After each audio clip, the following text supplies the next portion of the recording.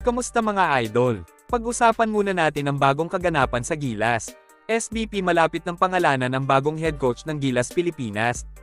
Ayon kay SBP Executive Director Erica D, sa lalong madaling panahon ay malalaman na ng mga basketball fans kung sino ang kwalipikado na hahawak sa ating basketball national team.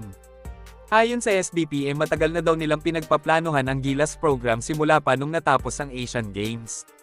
Pansamantalang hinawakan ni Team Cone ang Gilas sa Asiad, at nagbunga naman ito ng magandang resulta matapos nating mabawi ang gold medal laban sa China.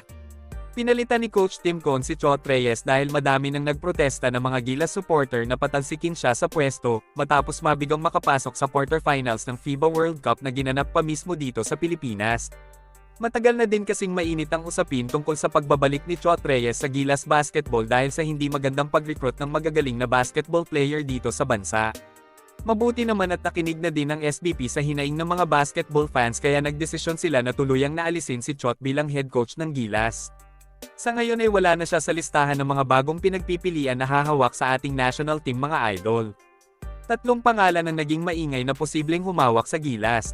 Ito ay sina Tim Cone ng Hinebra, Norman Black na ngayon ay active consultant ng Meralco Bolts, at si Tab Baldwin na kasalukuyang head coach ng Ateneo Blue Eagles sa UAAP.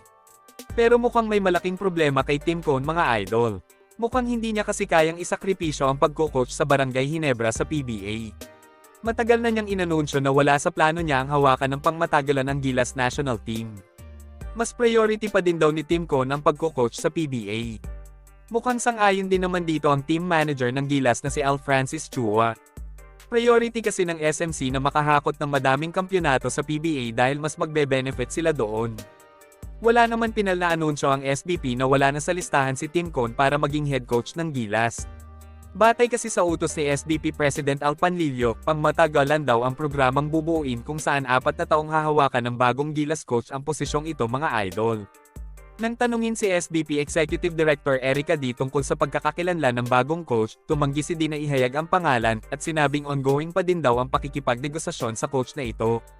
Ang tanging masasabi lang daw ni D ay sikat na personalidad daw ang nasabing coach at maganda din ang kanyang track record. Si Norman Black at Tab Baldwin ay maganda ang naging track record sa paghawak nila ng koponan sa iba't ibang liga sa loob at labas ng bansa. Si Coach Norman Black ay nakahakot ng 11 kampyonato sa PBA kabilang ang Grand Slam ng San Miguel noong 1989. Nabigyan din niya ng 5 kampyonato ang Ateneo Blue Eagles sa UAAP. Kaya naman pasok na pasok si Black na pamunuan ng Gilas sa unang pagkakataon mga idol. Samantala si Tab Baldwin naman ay nabigyan na ng pagkakataon na pamunuan ng Gilas team noong 2015. Maganda naman ang takbo ng kanyang programa sa Gilas, bagamat nagkaroon din siya ng malaking problema sa pagbuo ng Gilas pool nung mga panahong yon. Lumaban ang Gilas noong 2015 FIBA Asia Championship kung saan tinalo tayo ng host country na China mga idol.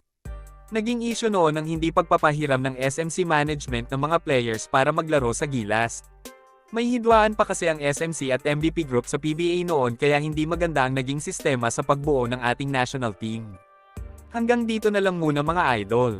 Maraming salamat sa panonood. Kita-kits ulit tayo sa videos na aking ipapalabas patungkol sa basketball. Kung bago ka pa lang sa channel ko, please consider to subscribe at huwag kalimutan pindutin ang like at notification bell button para updated ka sa videos na aking ipapalabas. Salamat mga idol.